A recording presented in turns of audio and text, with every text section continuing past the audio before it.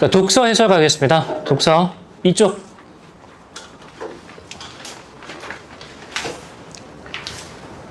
자, 독서 해설 갑시다. 4에서 9번. 역시 연관되는 기출문제는 콰이언의 총체주의 지문이 되겠습니다. 이거 저번 시험에서 얘기했으니까 다시 설명은 하지 않겠습니다.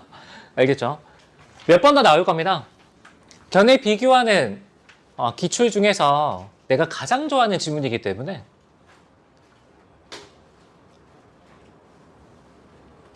지겹다 싶을 때쯤에 다른 기출로 바꾸겠습니다. 근데 이렇게 계속 반복해도 여러분이 이거 기출에서 이런 내용 얘기했었지 그러니까 입력이 될까 말까요? 계속 반복을 해도. 자, 지문가 들어가 봅시다.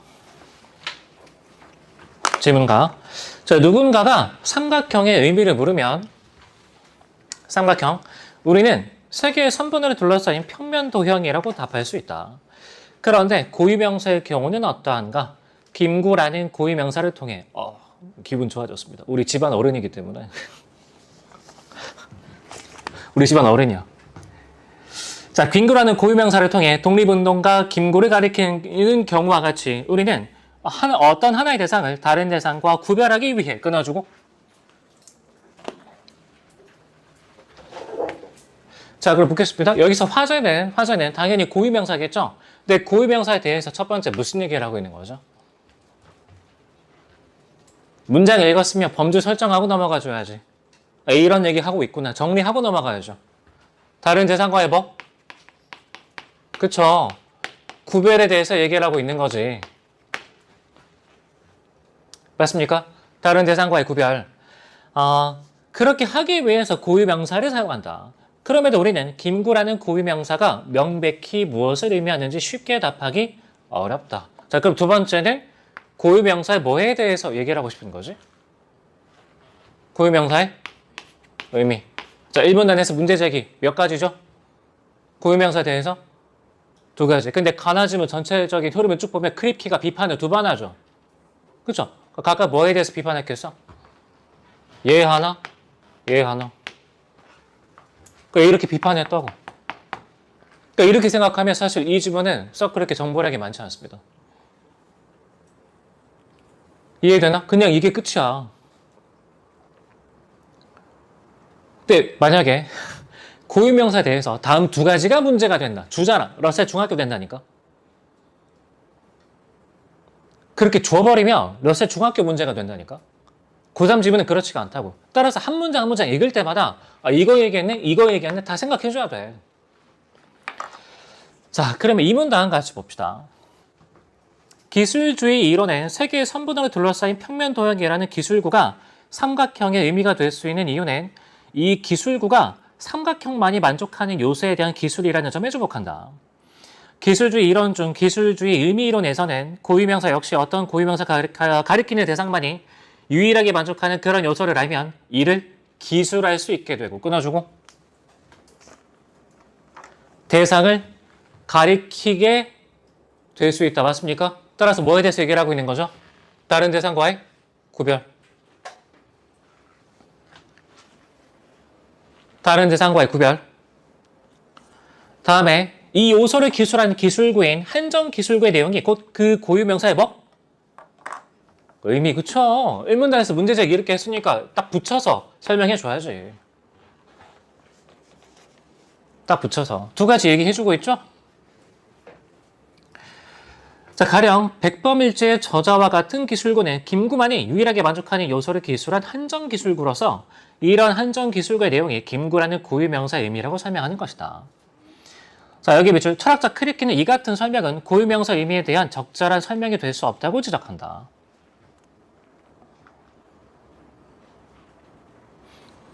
여러분, 뭐가 될 수가 없다고? 이런 설명은 뭐가 될 수가 없어? 고유명사의 의미. 그치, 이게 될 수가 없다고 이게. 그 두 가지 비판할 건데 먼저 나온 비판은 바로 이런 비판이었던 거죠. 이해됐나? 이런 비판이었던 거지. 여러분, 묻겠습니다. 지문 나에서는 어떤 측면에 초점 맞춰서 비판할까? 그죠? 그렇게 읽어주면 돼. 지문 나러 갑시다. 기술주의 지층이 이뤄낸 고유명사에 대해 기술주의 의미이론과 다른 새로운 설명을 제시한다. 이 이론에서 낸 고유명사 의미는 그것이 가리키는 대상 그 자체이며 끊어주고. 여러분, 고유명사의 의미가 바뀌었죠. 이유가 뭐지? 크립키한테 비판 받았으니까 수정해줘야죠. 자, 한정기술구의 내용이 그 고유명사의 의미는 아니지만 여기 밑줄 한정기술구의 내용을 아는 것이 고유명사를 통해 그 대상을 가리키기 위한 필요 충분 조건이라고 설명한다. 이번에는 어떤 측면에서 비판을 할까? 이런 측면이겠죠. 그죠? 근데 필요 충분 조건이라고 설명했다. 이런 이 구절이 나오지. 따라서 A 부분에서 어떻게 비판하고 있는 거야? 한정기술과 내용을 안다라는 것이 필요 조건도 아니고 충분 조건도 아니다. 이렇게 비판하고 있는 거죠. 그죠? 그러고 나면 그제서야 누구 주장이 나와줘야 돼? 크립키 주장 나와줘야죠. 비판 실컷 했으니까. 근데 이게 끝이라고. 이게 끝. 알겠죠? 그래서 뼈대를 여러분이 문장 독해를 통해서 처음에 잘 잡아주는 게 정말 중요합니다. 1문단에서 안 보이는 내용을 여러분이 잡아줄 수 있어야 돼. 한 문장 한 문장 또박또박 읽고. 그러니까 바탕에 그런 연습하기 되게 좋죠. 글을 그렇게 많이 쓰니까. 자, 그리고 여기서 6번 문제 관련해서 조금 질문이 있을 수 있는데 여러분 6번 문제 위에다가 이항대립 추론이라고 적어보세요.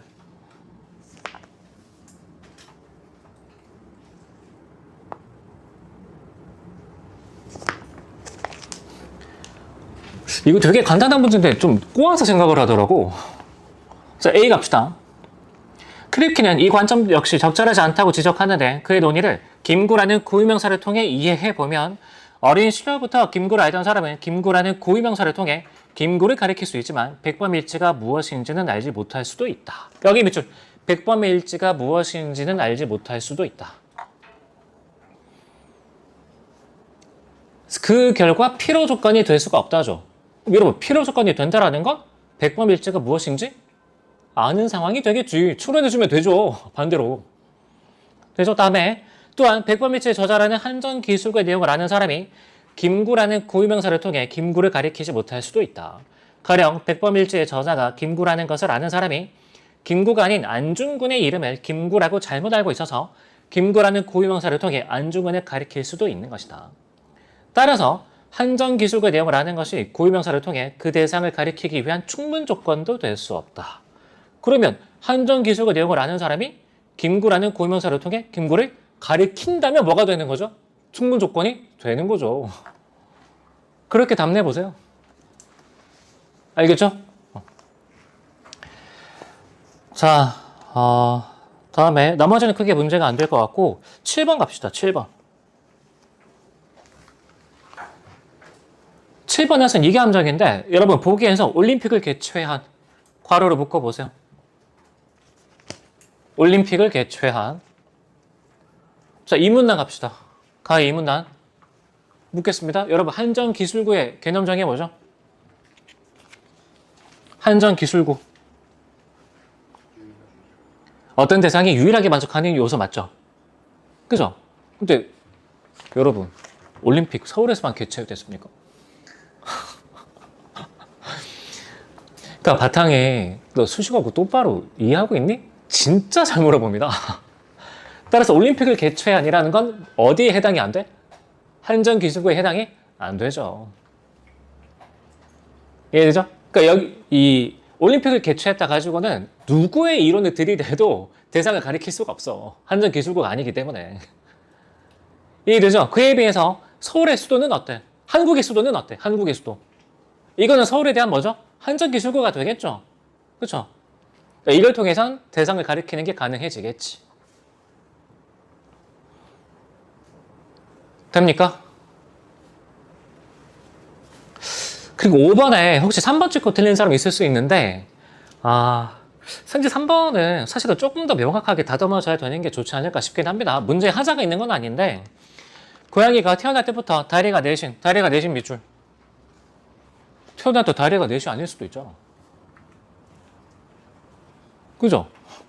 그리고 사고로 다리가 더 이상 넷이 아니게 될 수도 있죠. 그러니까 다리가 넷이라는 건 고양이의 본질적인 요소라고 할 수가 없는 거지. 이해됩니까? 근데 이렇게 판단시키려면 본문에서 이와 비슷한 사례를 하나 쭉 주는 게 좋지 않았을까? 아무튼 뭐 선제 하자가 있는 건 아닌데 3번은 그렇게 판단할 수 있겠습니다. 넘어갑시다. 10에서 13번.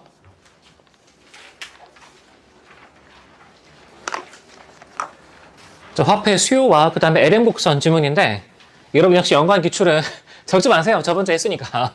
저번 시험 때 했으니까 수소 지문이 되겠습니다. 작년 6월달 모의평가. 수소. 자, 여기서 이런 표현 왜 나열하고 있다고? 하나씩 구체화 할 거니까. 맞습니까? 따라서 이 지문에서 1문단 첫 번째 문장 화폐에 대한 수요는 뭐하고 뭘로 구성되어 있다고? 거래적 화폐 수요하고 투자적 화폐 수요 맞습니까? 그러니까 하나씩 구체화 하겠죠. 하나씩 구체화 하겠지. 납득되나? 이렇게 생각을 해줘야 여러분이 정보량을 좀 부담스럽게 느끼지 않습니다. 그러니까 지금 시간 급해 죽겠는데 언제 일일이 생각 정리하고 넘어갑니까? 아니야. 그 반대야. 생각을 정리해줘야 이런 식으로 정보가 구성이 될 테니까 이렇게 읽으면 되겠다. 방향성이 잡혀서 정보량이 버겁게 느껴지지 않습니다. 알겠죠? 내가 꼭 이렇게 얘기해도 쌤 근데 그게 아닌 것 같은 이러면 이제 성적 올리기 힘들어. 제가 국어 가르칠 때 진짜 성적 올리기 힘든 타입이 노베이스보다 고집이 센 타입. 진짜 올리기 쉽지 않습니다. 거의 벽에다 얘기하는 기분이야. 벽에다가. 내가 현타 맞은 적이 몇 번 있거든. 아무튼 간에. 자, 그 다음에 11번의 별표.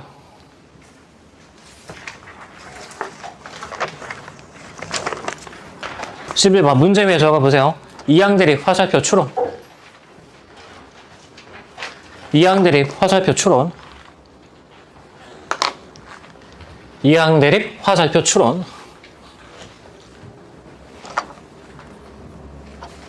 그 다음에 플러스 개념 이해에 대한 중요성.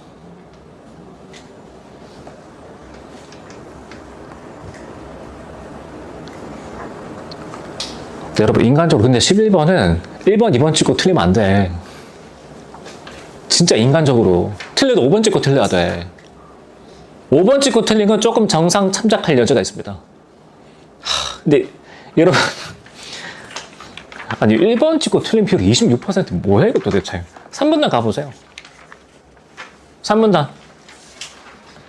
자, 경제 주체는 경제 내에 정상 이자율이 존재하여 현실의 시장 이자율이 정상 이자율로 복귀하려는 성질이 있다고 믿는 심리가 있다.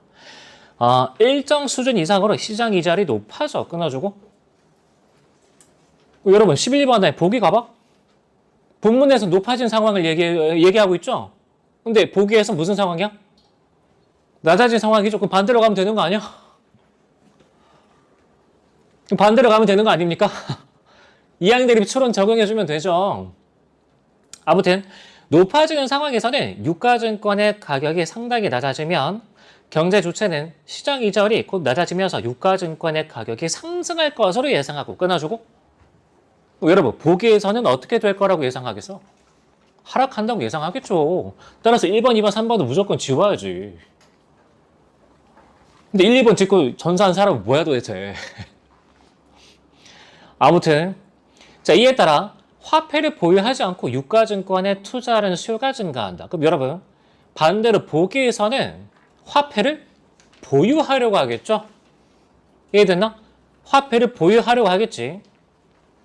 다음에 따라서 국민경제의 투자적 화폐 수요는 일반적으로 시장 이자율에 대해서 감소 함수로 나타난다.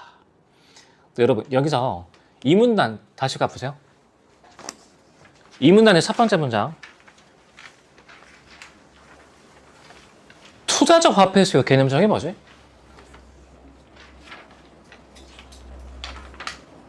화폐를 뭐 하려는 수요죠? 투자를 위해서 화폐를 뭐? 보유. 그렇지. 그러면 11번에 선지 다시 가보세요. 선지 4번.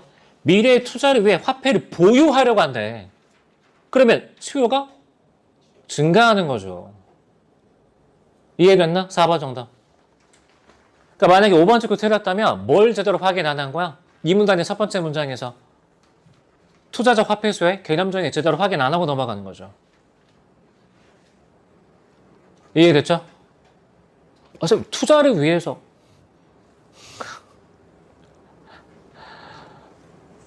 그러니까 이게 여기서 어디 가보냐면 바로 앞에 문장 화폐를 보유하지 않고 유가증권에 투자하려는 수요가 증가한다. 그럼 이때가 증가하는 거 아닙니까? 투자하려는 수요하고 뭘 여러분이 구별해줘야 돼? 투자적 화폐 수요를 구별해줘야죠. 이해됐나? 투자적 화폐 수요지. 다시 여러분 투자적 뭐? 화폐 수요라고. 따라서 투자적 화폐 수요는 뭐에 대한 수요야? 투자에 대한 수요가 아니라 화폐에 대한 수요죠. 이해됐나? 자, 그러면 이 문단의 첫 번째 문장 다시 가보세요. 밑에 적어봐. 축자적 의미. 축자적 의미. 그러니까 이런 경우에는 글자 그대로가 갖고 있는 의미에 좀 더 주목하세요. 투자적인 어떤 수요? 화폐에 대한 수요라고. 투자 그 자체에 대한 수요가 아니고. 이해됐죠? 그러면 바로 앞 문장 읽고 혼동되는 그런 일이 좀 줄어들 겁니다. 납득되죠?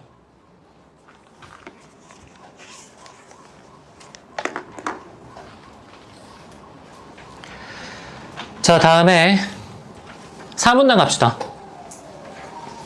4문단. 여러분, 4문단에서 두 번째 줄부터 가겠습니다. 따라서 화폐시장의 균형점, 즉 화폐의 수요와 화폐의 공급이 일치하는 지점들은 국민소득과 시장이자의 조합으로 여기에 비출 y, r 평면에 나타낼 수 있는데 하는 순간 여러분 뭐 해줘야 돼? 직접 그려줘야죠. 바탕에 친절하게 보통 다 그래프 주는 편인데 여러분 5월 달에 모의고사 그리고 우리 전에 치렀던 모의고사에서는 ISMP 모형에서 그래프 안 줬죠? 직접 그려야 돼. 알겠죠? 직접 그려야 돼. 그러니까 이런 말 나오는 순간 별도의 그림이 없어도 이 정도는 평면에 여러분이 그려놓고 생각할 필요가 있다 이거죠. 이해되지? 자, 모든 시장은 균형을 회복하려는 성격이 있고 국민경제의 화폐 수요는 거래적 화폐 수요와 투자적 화폐 수요의 합이다. 만약 국민소득이 증가하면 끊어주고 국민소득이 증가하면 끊어주고 여러분 거기서 세 줄 밑에 내려가 보세요. LM 곡선은 우상향하는 형태를 띈다. 보입니까? 자, 그러면 국민소득의 증가를 통해서 뭘 설명하고 있는 거죠? 범주 설정. LM 곡선의 뭐? LM 곡선의 뭐?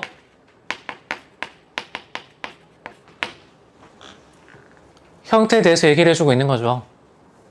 문제 읽었으면 범주 설정 해줘야지. 생각 정리 해야죠. 자, 다음에 한편이니까 이제 다른 화제로 넘어가는 거죠.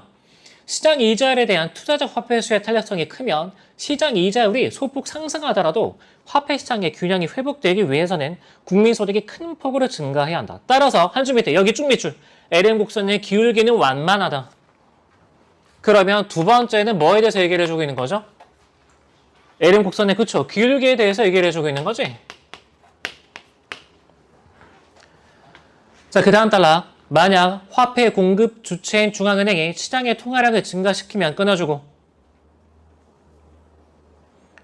자, 거기서 그 단락의 제일 마지막 줄 여기 밑줄 LM 곡선의 하방으로 이동한다. 그럼 세 번째는 뭐에 대해서 얘기를 해주고 있는 거죠? LM 곡선의 뭐? 그쵸, 이동. 자, 여러분 얘는 누가 결정하는 거였어? 국민소득의 증가. 맞습니까? 얘는 뭐가 문제가 되는 거였죠? 투자적 화폐 수의 탄력성. 맞습니까? 다음에 얘는 누가 영향을 주는 놈이었지? 중앙은행의 화폐 공급이. 맞습니까? 12번에 선제 4번 가보세요. 국민소득이 YB로 증가하면 끊어주고 12번에 선제 4번 국민소득이 YB로 증가하면 보이죠? 여러분 국민소득이 증가죠. 셋 중에서 뭐가 문제가 되지? LM 곡선의 형태. 근데 선지 4번 뒷부분 뭐에 대해서 얘기를 해주고 있죠? LM 곡선의 이동. 범주가 안 맞습니다. 4번 정답.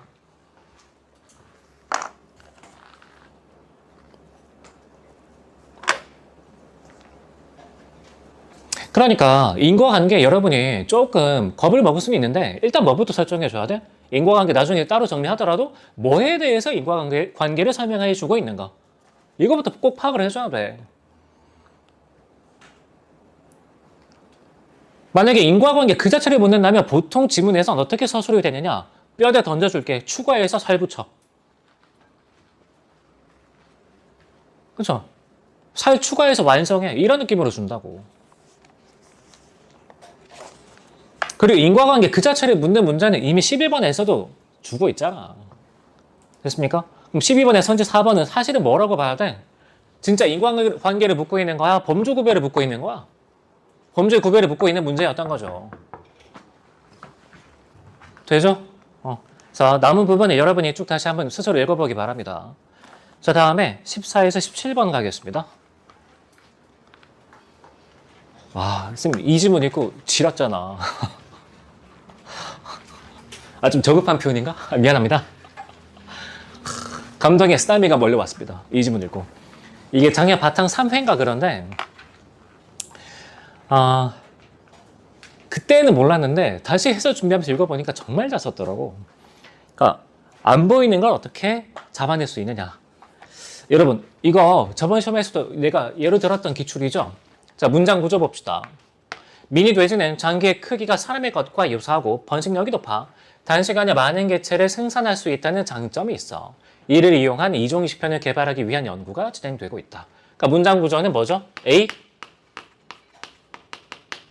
때문에 B가 가능하다 맞습니까? 그렇죠? 이런 구조죠? 그런데 이종이식의 또 다른 문제는 이니까 얘 때문에 얘가 가능한데 여기에 문제가 있대. 따라서 어디에서도 그 문제를 해결해 줘야 돼? 미니 돼지에서도. 그렇게 이해를 했죠. 그러면 여러분 이 문장 끝 문장 있죠? 쭉 밑에 쳐보세요. 이때 질량이 클수록 더 작은 크기에서 수축을 멈추므로 중상자별은 질량과 부피가 반비례한다. 묻겠습니다. 이 문단까지의 과정은 결국 뭐의 형성을 얘기하고 싶었던 거야? 중성자별의 형성이죠. 그쵸? 중성자별의 형성인 거지. 그러면 3문단 있죠. 3문단. 3문단에서 하나, 둘, 셋, 넷, 다섯, 여섯, 일곱 번째 줄. 중심의 바깥의 물질이 외부로 이탈한 이후에는 끊어주고. 정확하게는 2단계는 중성자별의 형성 직전이긴 한데 나는 이렇게 읽었으면 좋겠습니다. 중성자별에서는. 이해됩니까? 중성자별에서는 이렇게 읽었으면 좋겠다고. 뭘 고려하고 있는 거죠? 문단과 문단 간의 관계를 고려하고 있는 거죠. 기껏 1, 2문단에서 중성자별의 형성 과정을 쭉 얘기하고 있는데 갑자기 3, 4문단에서 중성자별이 아닐 때 단계를 얘기한다고? 좀 이상한 말이지 그건. 이해되죠? 그리고 그 표현 한 번 더 나오지. 그때도 어떻게 읽어줄 수 있어야 돼? 중성자별에서는. 그렇죠. 그렇게 읽어줘야 돼. 됩니까? 그러니까 얘랑 똑같은 거지. 여기서 그런 말 어디에도 없지만 미니 돼지에서도 그렇게 읽어줘야 돼. 미니 돼지에서도. 그러니까 이런 게 뭐라고? 독해 원칙과 정답 사이의 간격인데 여러분의 생각을 통해서 채워주는 거라고. 생각을 통해서. 근데 계속 반복하잖아. 그렇죠? 여러분 저번 시험 때 이거 해설 들었을 때는 그게 되나? 근데 또 나오잖아. 몇 번 더 반복하잖아. 그러면 생각이 어떻게 바뀌느냐? 할만한데? 그렇게 바뀐다고. 알겠죠? 그러니까 그렇게 바뀌어가야 되는 문제인 거지. 그렇게 하기 귀찮으니까 그냥 곧바로 알 수 있는 행동 원칙을 알려줘. 그런 거 없습니다. 자, 그리고 여러분 여기서는 문제 자체가 썩 어렵진 않거든? 그죠? 실제 문항 분석표 보면은 5단율이 높은 문항이 없죠? 그죠? 근데 문제는 뭐냐면 여러분 1, 2문단에 인과관계 있지. 문제 풀기 전에 지문만 봤을 때는 어떻게 느껴졌습니까? 1, 2문단의 과정. 와, 정보량 개 많다. 이렇게 느껴지지 않았어? 그죠? 자, 그럼 묻겠습니다. 여기서 1, 2문단 있죠?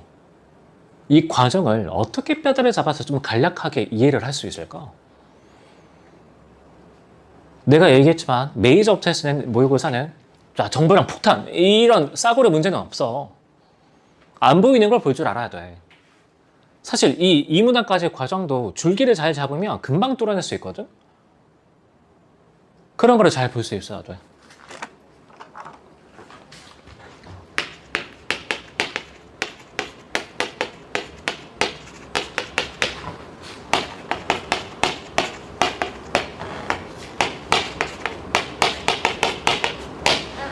자, 오늘 이 얘기 또 하는데, 자, 1문단 쌤이 특정 지점을 강조해서 읽을 겁니다. 그 강조점을 잘 따라와 보세요. 중력은 별을 수축시키는 힘으로 작용하고 그 중심에게 수소 핵융합 반응에 의해 에너지가 방출되는 압력은 별을 팽창시키는 힘으로 작용한다. 그러니까 뭐하고 뭐의 대비를 확인할 수 있죠? 수축과 팽창. 맞죠? 별은 이 두 힘이 평형을 이루다가 중심액에서 수소가 고갈되어 핵융합이 끝나면 그 중심액이 급격히 수축한다. 자, 이에 따라 중심의 물질의 원자 속에서는 전자 간 거리가 줄어드는데 그 거리가 일정 수준 이하가 되면 전자 간 축퇴합이 발생한다. 이때 축퇴합은 같은 종류의 입자가 동시에 같은 위치에 존재하지 않으려는 성질로 인해 그 거리를 벌리는 방향으로 작용하는 압력이다. 축퇴합은 중심에게 수축을 막으려는 힘으로 작용하며 입자 간 거리가 가까울수록 그 세기가 증가한다. 중심액의 질량이 태양 질량의 약 1.4배를 초과하는 별은 중심액의 수축 과정에서 전자 간 축퇴합이 극대화되더라도 그보다 중력이 더 크기 때문에 중심액이 계속 수축한다. 계속. 자, 이후 중심의 물질의 원자 속에서 양성자와 전자 간 거리가 일정 수준 이하가 되는 시점에 이르면 양성자와 전자가 결합하여 중성자가 되는 반응이 폭발적으로 일어난다. 이 폭발력에 의해 중심액 바깥의 물질들은 외부로 이탈하고 중심액은 계속 수축한다. 그럼 여러분, 여기서 단계 3개까지 뽑아낼 수 있는데 첫 번째 뭐죠? 한 번 수축한다. 두 번째 뭐죠? 계속 수축한다. 그리고 세 번째 뭐지? 또 계속 수축한다. 그리고 나서 이 문단의 밑에서 두 번째 줄 가보세요. 뭐를 멈추고 중성자별이 된다? 그치. 그러니까 이 과정은 어떻게 읽을 수 있는 거야? 수축을 중심으로 단계를 구별할 수 있는 거죠. 이해됩니까? 자, 그러면 여러분 첫 번째 수축은 현상이 뭐지? 수소의 핵융합 반응이 끝났다. 맞습니까? 다음에 이때 두 번째 수축은 뭐죠? 중력이 누구를 이겨낸다? 전자 간 축퇴합을 이겨낸다. 그 다음에 이거 세 번째는 뭐야? 중성자가 생성되기 시작한다. 맞죠? 그리고 이때 뭐가 되는 거죠? 중력과 중성자 간 축퇴합이 균형을 이루게 된다. 이렇게 이해할 수 있는 거지. 성민 어떻습니까? 이렇게 읽으니까 줄기가 잡히죠? 그죠? 근데 내가 바라는 건 이겁니다. 여러분, 독해 원칙 있잖아. 여기서는 어떤 독해 원칙을 생각해 볼 수 있을까? 이게 되게 뻔한 얘기거든? 문장과 문장 간의 뭐? 관계에 집중해라. 그러니까 내가 수축한다. 또 계속 수축한다. 또 계속 수축한다. 아, 수축이네. 이렇게 읽은 거거든? 이렇게 보면 출제자가 이걸 통해서 이런 과정을 뼈대로 삼아서 한번 이해해 볼래? 이렇게 의도하고 있다는 게 보이는데 이 마냥 정보량 폭탄이 아닌 거죠. 그죠? 근데 문제는 이렇게 읽었는데 이렇게 이해하는 건 누구의 연습을 통해서 가능한 거지? 내가 해줄 수 있는 얘기는 여기까지가 끝이야. 물론 조금 더 구체적으로 들어가면 그러니까 내가 방금 어디에 주목해서 읽었죠? 문장이 어디? 그죠. 그러니까 문장 독해의 근본이 어디 있다는 얘기 계속하고 있는 거야. 주어와 서술. 그러니까 서술에 계속 보면은 수축한다. 계속 수축한다. 여기에 주목해서 이해를 뽑아낸 거거든.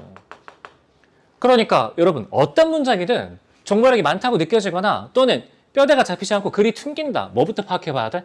주어와 서술어. 그런 다음에 문장 간의 관계를 따져봐야 되는 거죠. 근데 문장 간의 관계를 따지고 의미를 도출하는 건 누가 직접 해줘야 돼? 여러분의 생각이 직접 해줘야 돼. 이해됩니까? 그러니까 여기서 이 1, 2문단을 이렇게 읽어내는 데까지는 내가 독해 원칙 이렇게밖에 얘기를 할 수가 없다고. 표현 묻겠습니다. 이거 말고 더 구체적인 독해 원칙이 있을 수가 있나? 그렇죠. 그러니까 정답으로 바로 다이렉트로 가는 그런 놀랍고 신비한 독해 원칙 이런 걸 기대하면 국어는 안 된다. 그래서 아침에 날이 바짝 서 있어야 돼. 국어 지문 풀 때는 날이 바짝 서 있어야 됩니다. 국어 공부할 때. 알겠죠? 아침에 졸면 안 됩니다. 결석하지 마세요. 과제 꾸준하게 되세요. 알겠죠? 오늘 시험지 분석 리포트는 뒷부분에 문학이 조금 별로라서 미안합니다. 다음 주부터는 훨씬 나아질 겁니다. 훨씬. 근데 처음이니까 감안하고 보세요. 감안하고. 어쨌든 오늘 해설은 이 정도로 마무리하겠습니다. 고생 많았습니다.